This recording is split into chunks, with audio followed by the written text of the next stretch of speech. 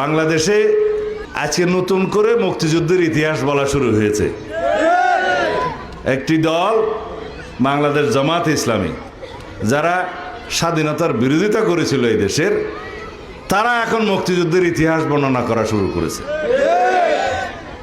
গতকালকে সেই দলের আমির সাহেব বলেছেন এই দেশের স্বাধীনতার ঘোষণা নাকি রাষ্ট্রপতি, শহীদ রাষ্ট্রপতি জিয়াউর রহমান দেয় নাই, তৎকালীন মেজর জিয়া দেয় নাই, কর্নেল অলি সাহেব নাকি দিয়েছে। এগুলা যে সমস্ত প্রলাপ বকা শুরু করেছে, এটা অস্বাভাবিক না। কারণ যারা বাংলাদেশের স্বাধীনতার বিরোধিতা করেছিল, তারা বাংলাদেশের স্বাধীনতার ইতিহাসকে বিকৃতি করবে, এটাই স্বাভাবিক।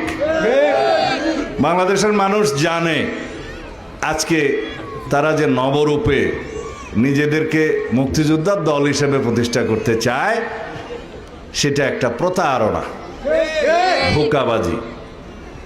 এবং তারা বলছে তাদেরও নাকি একজন মুক্তিযোদ্ধা আছে, একজন মুক্তিযোদ্ধাকে তাদের জোটে যোগদান করিয়েছে এবং অন্য কথায় বলতে গেলে ভাড়া নিয়েছে বলে তারা সাইনবোর্ড দেখাচ্ছে তাদেরও একটা মুক্তিযোদ্ধা আছে, এবং সেই মুক্তিযুদ্ধকে তারা বাংলাদেশের স্বাধীনতার ঘোষকও বানাচ্ছে। আগামীতে কোনোদিন হয়তো আমাদের শুনতে হবে জামাত ইসলাম এই দেশের স্বাধীনতার পক্ষে যুদ্ধ করেছিলেন। এদেশের মুক্তিযোদ্ধারা সেটা অবশ্যই মেনে নেবে না এবং তারা প্রতিবাদ জানাবে, আমি বিশ্বাস করি। এদেশের সকল জনগণ, দেশপ্রেমিক যারা স্বাধীনতার পক্ষের শক্তি, তারা প্রতিবাদ জানাবে, আমরা জানি।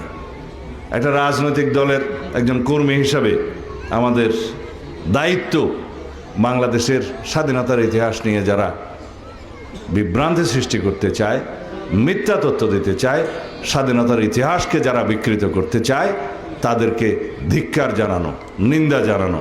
আমি খুব শালীন ভাষায় সেই নিন্দাটা জানালাম, তীব্র প্রতিবাদও জানালাম দলের পক্ষ থেকে।